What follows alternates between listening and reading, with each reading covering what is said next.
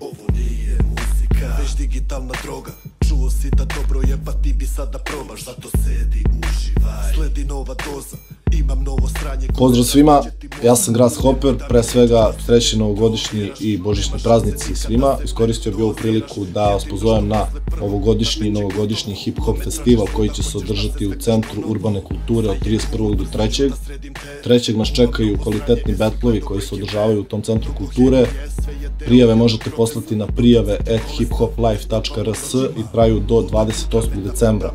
U žiriju će biti Cobi, Boris THCF i SIVILO. Vidimo se tamo, dobro zezanje za garantovno.